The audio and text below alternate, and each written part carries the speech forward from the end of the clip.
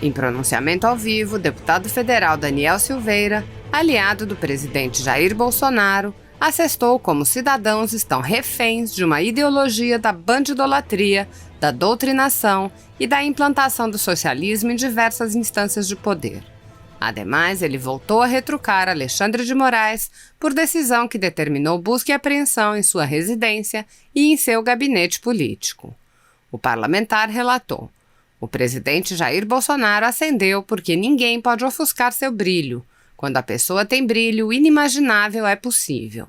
Ele, um outsider, assumiu a presidência da República, mas de forma tardia.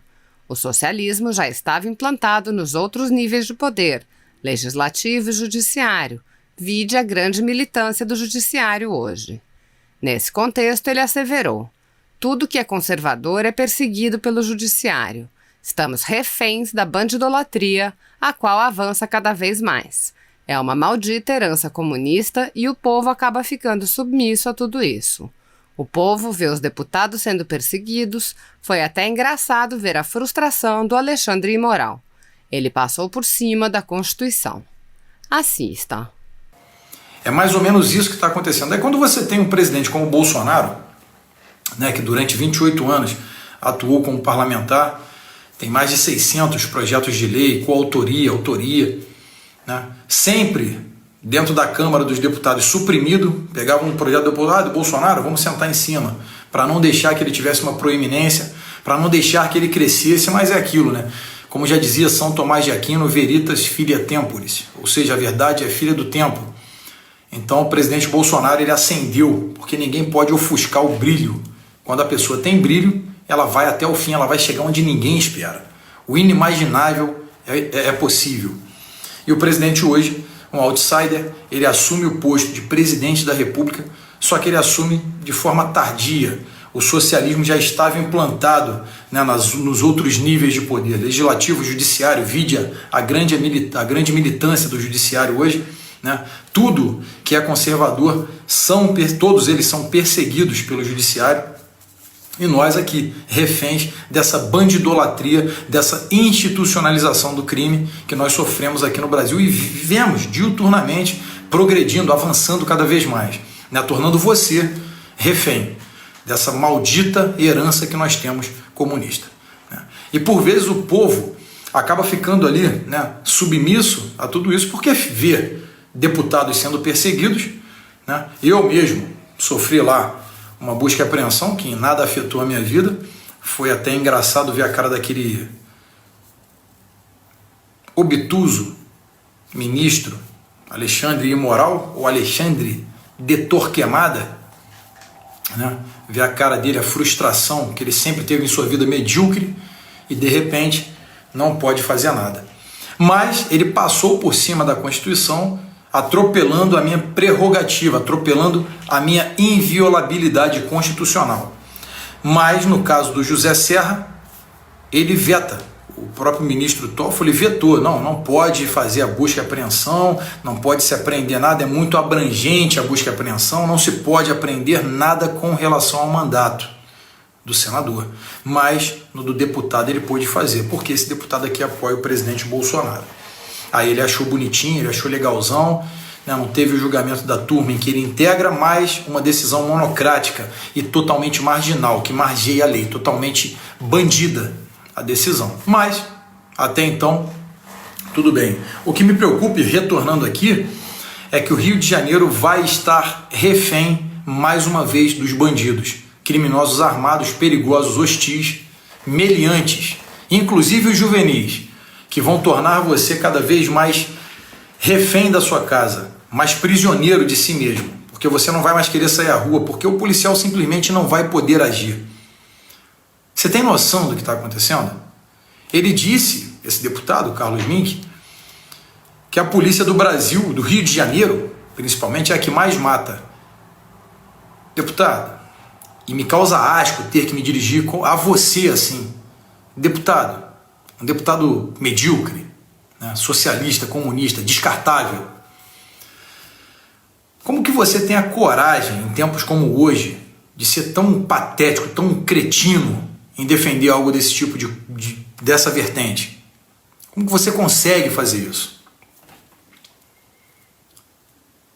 Você simplesmente faz um PL que estava lá parado há 5 anos e você conseguiu tramitar, pasme, com um governador que disse que tiro na cabecinha e pô para não ter erro. Ele sancionou essa merda. Ele sancionou.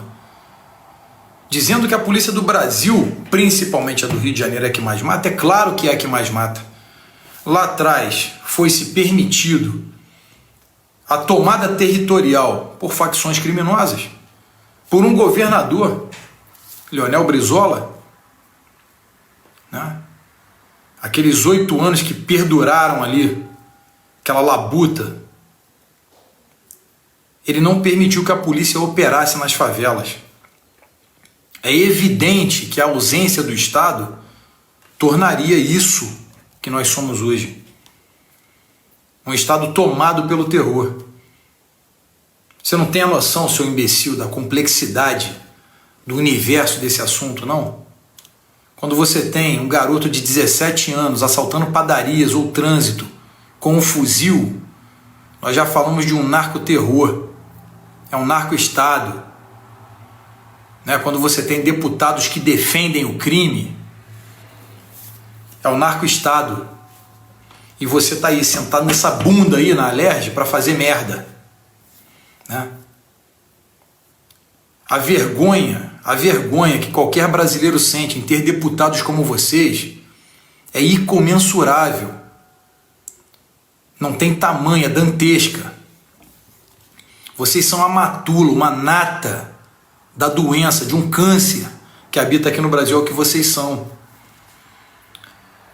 Vocês não podem de maneira alguma ocuparem o poder. Alguma, vocês têm que ser varridos de qualquer cargo político. Vocês não têm respeito pela coisa pública. Governador Wilson Witzel é uma decepção maior que Cabral e Pezão. Maior. E hoje eu posso garantir, vai cair pelos mesmos motivos desses dois aí que te antecederam aí. Venceu e manteve o grupo deles. Grupo pilantra. Vocês não têm culhões para desmantelar essa quadrilha que tomou conta do Estado que poderia ser o mais rico do Brasil, que é a vitrine mundial, seja para o bem ou para o mal, que é o Estado do Rio de Janeiro. Eu lembro de vocês com seus discursos inflamados. Vamos mudar o Rio com juízo, vamos mudar, aqui não tem bandido. E aí? Aí você sanciona uma que o policial não pode mais operar, não pode mais confrontar aquele que quer matá-lo, que é o integrante de uma facção criminosa. Você vai lá e sanciona essa lei de um deputado comunista que foi preso em 69,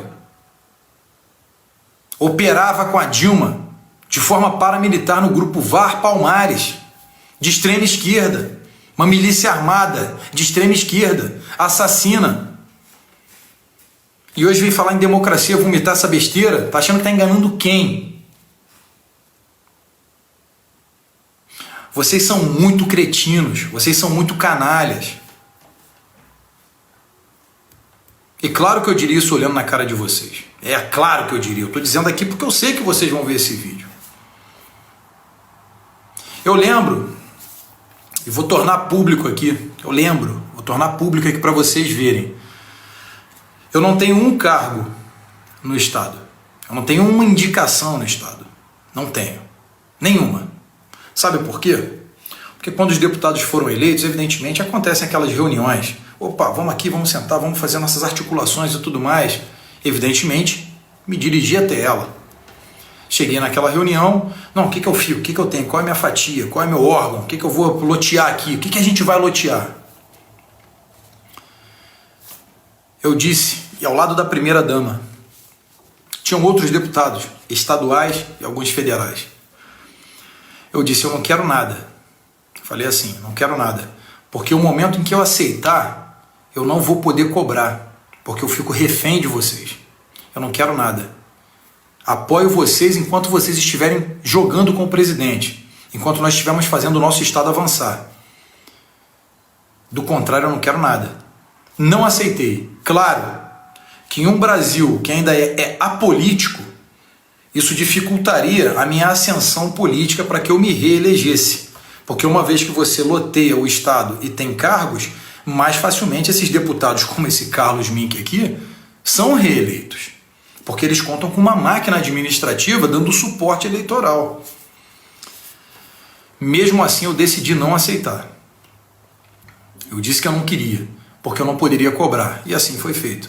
Então hoje o que eu tenho são meus assessores, no meu gabinete mais nada. É isso que eu tenho.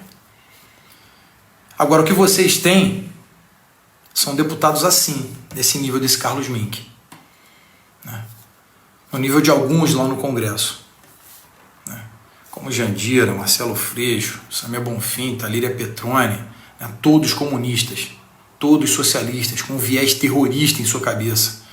Defendem o genocídio, romantizam em cima de suas pautas para convencer pessoas, as pessoas acreditam. Olha, poxa, que discurso legal, nossa, essa deputada vê pelo povo, olha só como é que ela olha por nós, ela está cagando e andando para vocês. Ela é comunista. Se vocês não colocarem conservadores nos cargos legislativos, em 20 anos, nós teremos uma base muito maior socialista no Congresso e nas Assembleias Legislativas. A nossa lei, ela vai ser modificada a tal ponto que ela vai tornar, quase que por simbiose, os brasileiros socialistas. Vocês precisam entender o que está acontecendo aqui. Vocês precisam compreender a magnitude, a dimensão dessa porcaria toda, desse sistema maldito. Precisam compreender. Para que vocês, assim como eu, não venhamos a nos tornar reféns dessa vagabundagem toda que se perpetua no poder. Isso aqui não é discursozinho político, não. Isso aqui é um discurso totalmente parcial e ideológico. Quer você goste, quer você não goste. Todas as vezes eu venho aqui e exponho meu pensamento. Não quero que você tome como verdade, mas eu peço que você analise, para que você tenha criticidade, para que você pesquise, estude a respeito dessa pauta, do plano globalista socialista.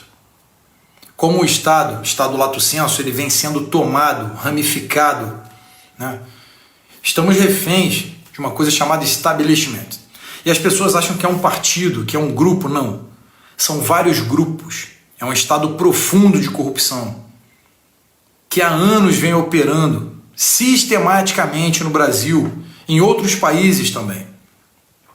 E você fica aí, refém sem compreender, porque eles vão lá, usam uma dialética que te convence, sempre com sorrisinhos no rosto. Nada, tamo junto, que isso, vota em mim, tamo junto aqui, ó, deputadozinho aqui, vereador, prefeito.